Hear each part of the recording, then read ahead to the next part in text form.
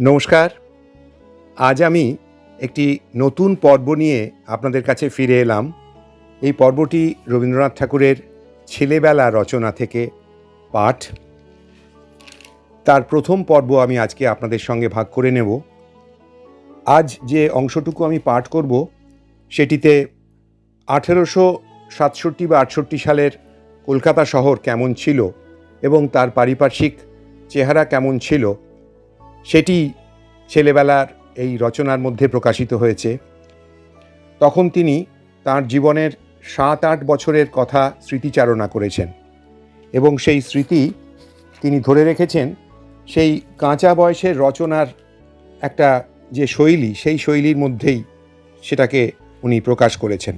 উনি বলেছেন যে এই বইটির বিষয়বস্তুর কিছু কিছু অংশ পাওয়া যাবে জীবন স্মৃতিতে, কিন্তু তার স্বাদ আলাদা। সরোবরের সঙ্গে ঝর্ণার তফাতের মতো। সে হলো কাহিনী, এ হলো কাকলি। সেটা দেখা দিচ্ছে ঝুড়িতে, এটা দেখা দিচ্ছে গাছে।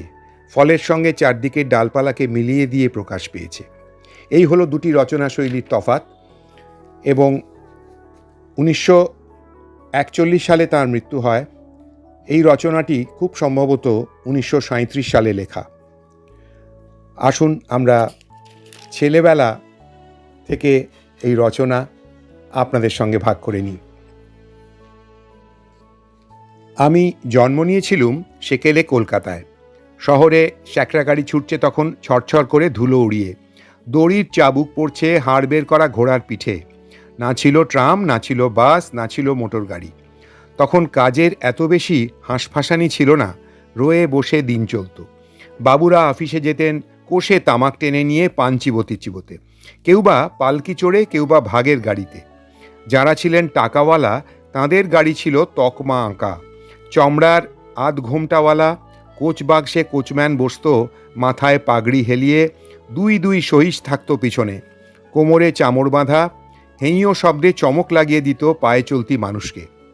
মেয়েদের বাইরে যাওয়া আসা ছিল দরজা বন্ধ পালকির হাঁপ ধরানো অন্ধকারে। গাড়ি চড়তে ছিল ভারী লজ্জা। রোদ বৃষ্টিতে মাথায় ছাতা উঠত না। কোনো মেয়ের গায়ে সেমিজ পায়ে জুতো দেখলে সেটাকে বলতো মেম সাহেবি, তার মানে লজ্জা শরমের মাথা খাওয়া। কোনো মেয়ে যদি হঠাৎ পড়তো পরপুরুষের সামনে, ফস করে তার ঘোমটা নামতো নাকের ডগা পেরিয়ে, জিভ কেটে চট করে দাঁড়াতো সে পিঠ ফিরিয়ে।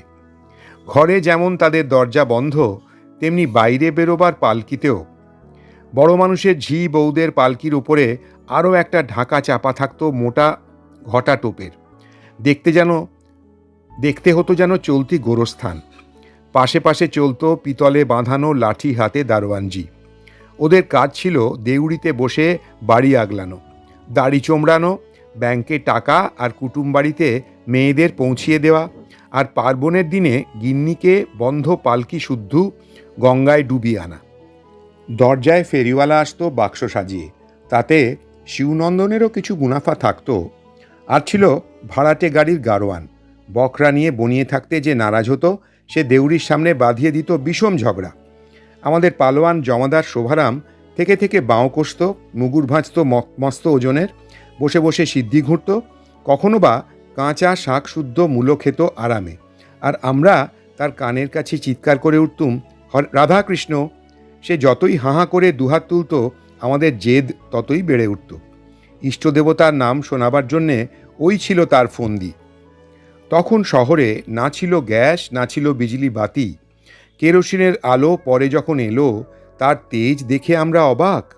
সন্ধ্যাবেলায় ঘরে ঘরে ফরাস এসে জ্বালিয়ে দিত রেডির তেলের আলো। আমাদের পড়বার ঘরে জ্বলত 2 সলতের একটা সেজ। মাস্টারমশাই মিটমিটে আলোয় পড়াতেন প্যারি সরকারের ফার্স্ট বুক। প্রথমে উঠত হাই, তারপরে আসতো ঘুম, তারপরে চলত চোখ রগড়ানি। বারবার শুনতে হতো মাস্টারমশাইয়ের অন্য ছাত্র সতীন সোনার টুকরো ছেলে, পড়ায় আশ্চর্য মন, ঘুম পেলে চোখে নস্যি ঘষে। আর আমি, সে কথা বলে কাজ নেই। সব ছেলের মধ্যে একলা মূর্খ হয়ে থাকবার মতো বিশ্রী ভাবনাকেও আমাকে চেতিয়ে রাখতে পারত না। রাত্রি 9টা বাজলে ঘুমের ঘোরে ঢুলু ঢুলু চোখে ছুটি পেতুম। বাহির মহল থেকে বাড়ির ভিতরে যাবার সরু পথ ছিল খড়খড়ির আব্রু দেওয়া। উপর থেকে ঝুলতো মিটমিটে আলোর লণ্ঠন। চলতুম আর মন বলতো, কি জানি কিসে বুঝি পিছু ধরেছে, পিঠ উঠত শিউরে। তখন ভূত প্রেত ছিল গল্পে গুজবে, ছিল মানুষের মনের আনাচে কানাচে। কোন দাসী কখন হঠাৎ শুনতে পেত শাঁকচুন্নির নাকি সুর, দড়াম করে পড়তো আছাড় খেয়ে। ওই মেয়ে ভূতটা সবচেয়ে ছিল বদমেজাজি। তার লোভ ছিল মাছের পরে। বাড়ির পশ্চিম কোণে ঘন পাতাওয়ালা বাদাম গাছ, তারই ডালে এক পা আর অন্য পাটা তেতালার কার্নিশের পরে তুলে দাঁড়িয়ে থাকে একটা কোন মূর্তি। তাকে দেখেছে বলবার লোক তখন বিস্তর ছিল, মেনে নেবার লোকও কম ছিল না। দাদার এক বন্ধু যখন গল্পটা হেসে উড়িয়ে দিতেন, তখন চাকররা মনে করত লোকটার ধম্মজ্ঞান একটুও নেই, দেবে একদিন ঘাড় মটকিয়ে, তখন বিদ্যে যাবে বেরিয়ে। সে সময়টাতে হাওয়ায় হাওয়ায় আতঙ্ক এমনই জাল ফেলেছিল যে টেবিলের নিচে পা রাখলে পা সুরসুর করে উঠত। তখন জলের কল বসেনি। বেহারা বাঁখে করে কলসি ভরে মাঘ ফাগুনের গঙ্গার জল তুলে আনত। একতলার অন্ধকার ঘরে সারি সারি ভরা থাকত বড় বড় জ্বালায় সারা বছরের খাবার জল। নিচের তলায় সেই সব স্যাঁতস্যাঁতে এঁধো কুটুরিতে গা ঢাকা দিয়ে যারা বাস করেছিল, কে না জানে তাদের মস্ত হাঁ, চোখ দুটো বুকে, কান দুটো কুলোর মতো, পা দুটো উল্টো দিকে। সেই ভুতুড়ে ছায়ার সামনে দিয়ে যখন বাড়ির ভিতরে বাগানের যেতুম, তোলপাড় করতো বুকের ভিতরটা, পায়ে লাগাতো তাড়া। তখন রাস্তার ধারে ধারে বাঁধানো নালা দিয়ে জোয়ারের সময় গঙ্গার জল আসতো। ঠাকুরদার আমল থেকে সেই নালার জলের বরাদ্দ ছিল আমাদের পুকুরে। যখন কপাট টেনে দেওয়া হতো, ঝরঝর কলকল করে ঝর্নার মতো জল ফেনিয়ে পড়তো। মাছগুলো উল্টো দিকে সাঁতার কাটবার কসরত দেখাতে চাইতো। দক্ষিণের বারান্দার রেলিং ধরে অবাক হয়ে তাকিয়ে থাকতুম। শেষকালে এলো সেই পুকুরের কাল ঘনিয়ে, পড়ল তার মধ্যে গাড়ি গাড়ির আবিশ। পুকুরটা বুঝে যেতেই পাড়াগায়ের সবুজ ছায়া পড়া আয়নাটা যেন গেল সরে। সেই বাদাম গাছটা এখনও দাঁড়িয়ে আছে, কিন্তু অমন পা ফাঁক করে দাঁড়াবার সুবিধা থাকতেও সেই ব্রহ্মদত্তির ঠিকানা আর পাওয়া যায় না। ভিতরে বাইরে আলো বেড়ে গেছে। প্রথম পর্ব এখানেই শেষ করলাম। জানাবেন কেমন লাগছে। আমি ছেলেবেলার অংশ পরের পর্বে আপনাদের সঙ্গে ভাগ করে নেব। সকলে খুব ভালো থাকবেন। নমস্কার। আমার রচনাটি পাঠ ভালো লাগলে একটি লাইক করে দেবেন আর সাবস্ক্রাইব করতেও ভুলবেন না। নমস্কার।